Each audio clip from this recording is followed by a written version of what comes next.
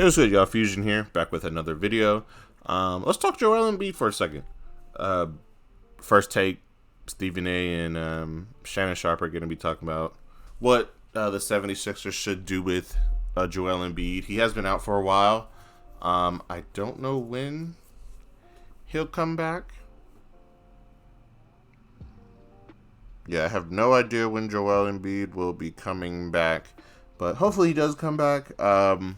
It'll make the East a lot more fun to watch with a Joel Embiid in there, of course. But you never know. So let's go ahead and get started, see what they got to say here. So the Sixers have a tough test tonight in Boston, and they'll be without their best player, Joel Embiid. Our Ramona Shelburne reported last week that there is an optimism in Philadelphia that Embiid can return at some point during the regular season, at least close enough to the playoffs to get his rhythm heading into the playoffs. All right, Shannon, you're up first. What do you think? Should the Sixers shut down Embiid for the season? I shut him down. I mean, he's had knee problems basically his whole career. He's been dealing with lower extremities, especially for a man that's that height and that size. To come back, say 2 or 3 games, he's going to really need to get conditioning. So he's going to need to come back probably about 6 weeks before the end of the season to give himself an opportunity to play Stephen A. and get himself in basketball shape. I would not risk it. Joel Embiid is your future. I don't believe you're going to win a championship with a hobble Joel Embiid.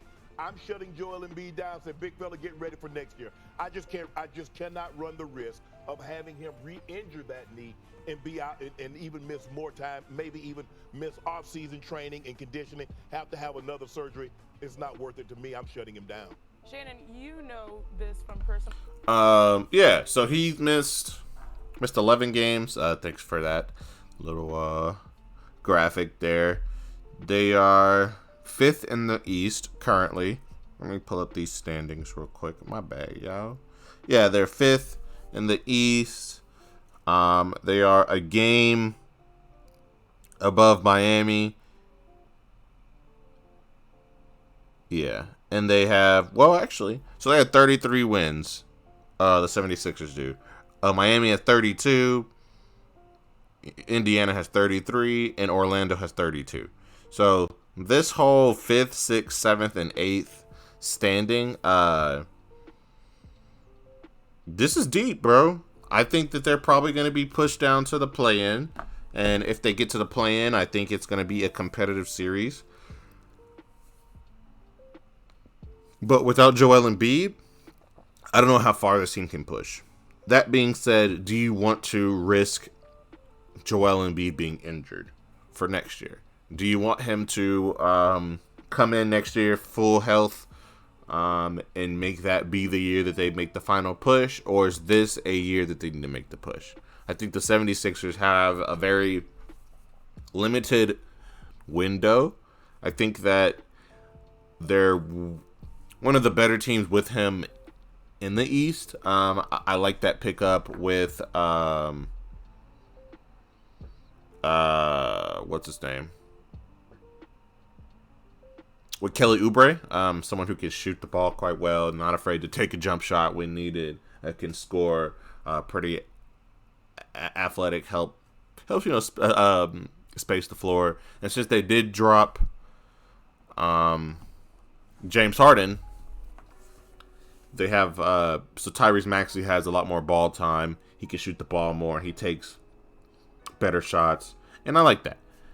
So I can see why you would want to shut him down, but if the 76ers are pushing for a ring this year and pushing to make a deep run in the playoffs, they should keep him up and running and try to get him back. Maybe limit his minutes, try to stay out of the play-in so they don't got to play that extra games, those extra games.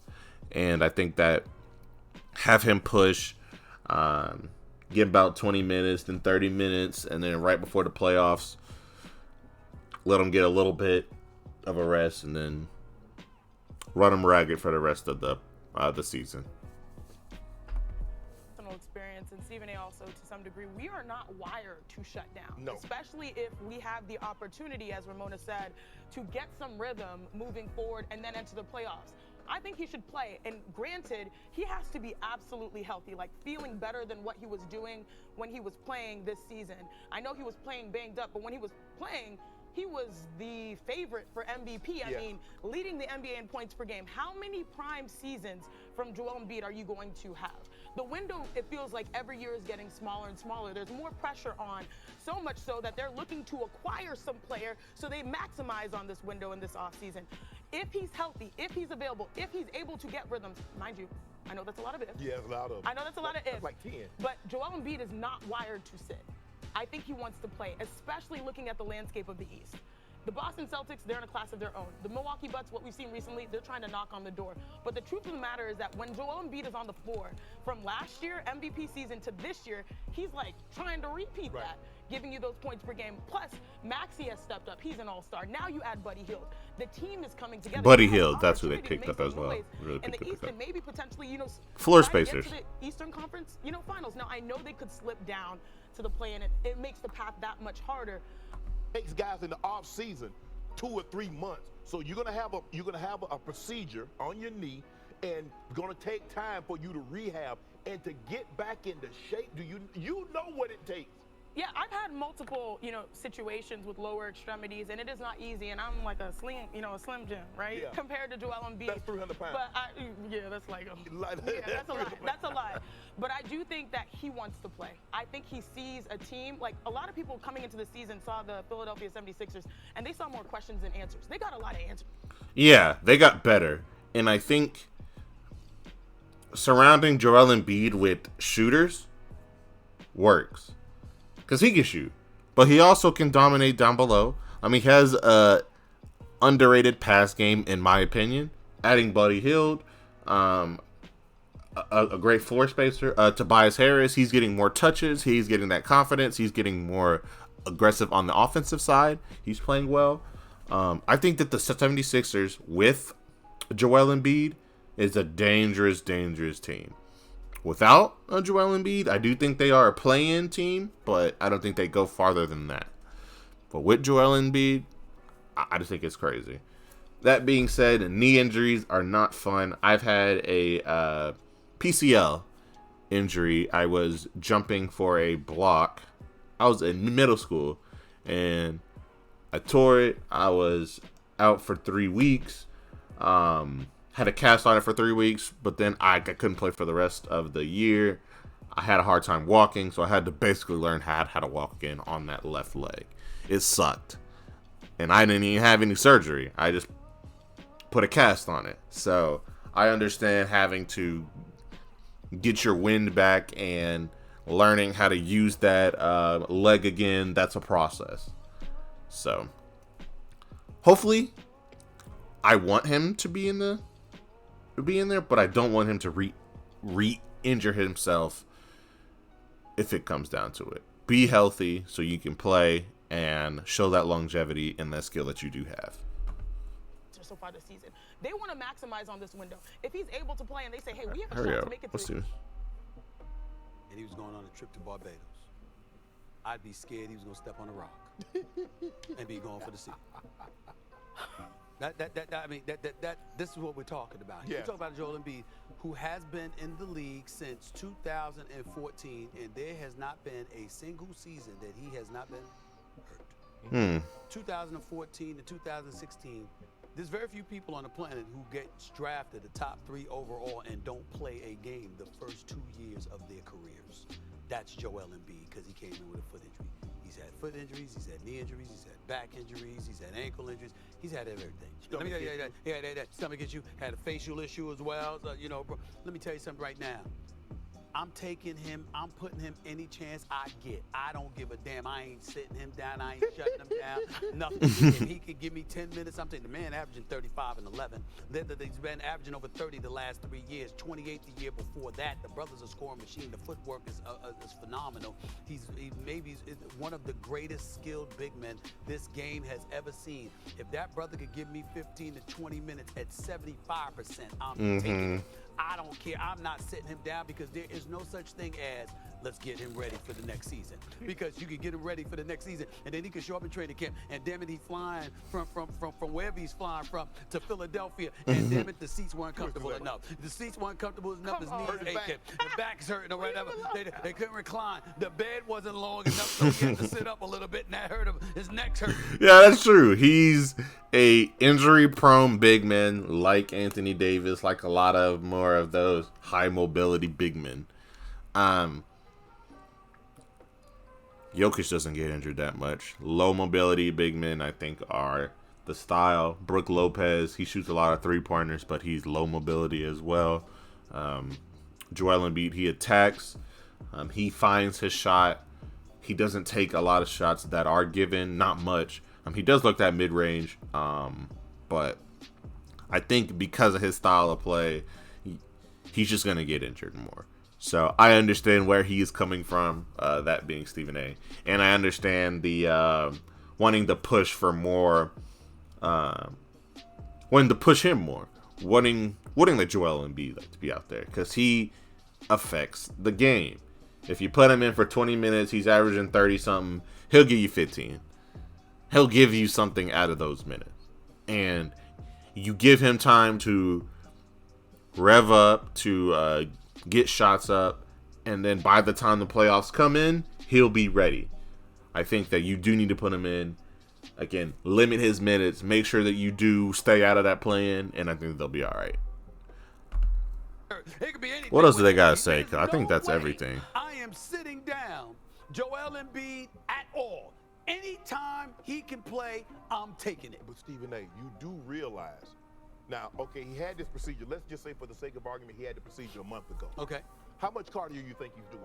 I could care less. So what is his weight? Okay, let's just say for the sake of argument, when he had the surgery, his weight was 300 pounds. After having the surgery and not doing any cardio, what do you think I his saw weight? a video of him and his beautiful son Arthur on the sidelines, and he looked fine. Let me say this to you. Let me put it to you this way. Right? So, Joel Embiid, we know that his skill level is on an elite level, Absolutely. Right? Well, Shannon, let me tell you something right now. You ain't played football in a long time. Yeah. You know, it's been going for a long time. Yeah. Right? Let's say before you had the hip issue, Yeah. right? Step into Wix Studio, the web creation platform built for agencies. I want to thank Snap Sports. Without this, wouldn't be possible. Appreciate you guys very much. Right, for that. My bad, y'all. Got hit with an ad. I don't even know how much longer this is gonna go. I feel like they're just talking now. Let's go ahead and see what his thought is, and then we'll see what's going on from there. All right. Shannon Sharp, you retired, you can't play no more. I'm looking at your crew over there. They know they laughing because they know where I'm going, right? Shannon Sharp, they asked you to play football again. Ain't a bunch of men out there like the there's a whole bunch of Stephen A's out there you got to go again. Shannon gonna go like this. I can play. Yeah. That's Joel Embiid. That's the confidence. Nobody matches up with this brother but Jokic. I'm trying to tell you, he don't have to be elite. He don't have to be in tip-top shape. He don't even have to be ready. When he wasn't in condition, I'm glad you brought that up because I got the stats right in front of me. Shannon, when he wasn't in condition, Shannon, he averaged 27 and a half, 23, and 28 and a half. Yeah. That's not in condition. That's an all-star, That's not in condition. But non-condition player. then he went to 30, now he 30, went to 33, and 35. now he's in Chamberlain. I Now understand. he's talking about, now we looking at him like Shaq. I feel you, but what I'm saying to you is I'm going to take something a little less than Chamberlain before I take nothing. You just said That's fair. And because he brought up that as stat, because he brought up those stats, I agree. I think that was really well put. If he's playing like Wilt, I wouldn't mind taking I don't know. I don't really want to disrespect nobody, but who's like a 20, 25 and 20 big man who is like not exactly Wilt level? I guess an AD level type player. I'd take that. I'd take I'll say Luke Longley type shit. But yeah, I agree. I think that adding a Joel Embiid, who might not be averaging 30 anymore, but give you 15, 20 points a game, 6 or 7 rebounds. I think he'll pass more, so I think that his assist numbers will be about 6 or 7. I think he'll be better that way. Of course, I'm boosting to a certain extent, but I think he's he has enough of a skill set to be able to play with not a lot of energy. And by that, I mean he can take those jump shots. He has a good mid-range jump shot. He hits 5 of those. That's easily 10 points. He'll get a couple garbage buckets here and there, maybe 2 or 3 easy cuts. That's 16 points right there. Low energy scoring is always important in the NBA. I think you need to have that ability, or you're not going to be able to be not going to be able to have the longevity. Example, Blake Griffin. Almost all of his points were passing cuts, lobs, high energy buckets. Towards the end of his career, once he was playing in Detroit, he really developed his game with the mid-range jump shot, with the ball handle, with shooting that 3. But high energy scoring needs high energy skill, but that takes more energy out of your body and causes more injury. That's just how it is. And I think if you do that consistently, if Joel Embiid does his usual banging and then getting to the paint, being very aggressive and imposing his strength on people, I don't think he can do that as of right now, or he can ease up on that. But give him 25 minutes. He'll still give you 15, 20 points a game. Give him 25 minutes. He will get that in-game rep time that that when you put him in strategically. You sprinkle him in the first, sprinkle him in the second, maybe not as much in the third, but push him for the last 5 or 6 or even 7 minutes in that fourth quarter, just so he does get those reps in. And I think he'll be fine. And I think you'll win games better with him being in that way than just not. He'll give you 15 minutes. Give him 15 minutes. 20 minutes. Get 20 minutes. 20 minutes. Look, that means you ain't play 5 minutes in the first and second quarter. You understand? I'll give you off the third. So you get 5 minutes on the quarter. I don't give a damn. I give a damn. He's Joel Embiid. I'm going to take it. I'm not sitting that man. Yeah, and also, anything he could get hurt anyway. So he has modified his game. He's no longer just lunging himself at the basket like he used to, drawing these fouls. I don't know if you guys have noticed when you watch the Sixers games, he has one of the most unguardable plays in basketball, and it's the most simple. Literally, it's him at the top of the key. He can't be doubled there, and he gets into his bag and into his package. Shoots over any 7-footer. Right, yeah. Now, the thing that I'm worried about is him blowing through the middle of the lane to finish. But I don't. He ain't gonna be on the court long enough to do that. That's my whole point. And listen. I'm worried about this brother going in Philly, and he going to get a cheesesteak. He might trip over the curb. Anything can happen. I'm not taking no chances. Stephen A, Yo, let me man, you ask gotta something. play. You gotta play. I'm not sitting him. I agree. I don't know what Molly's gonna say. Hold on, let's see what she got to say. Taking whatever I could get. He's too great. Hey guys, remember me? I feel a little left out. I want to be honest with you.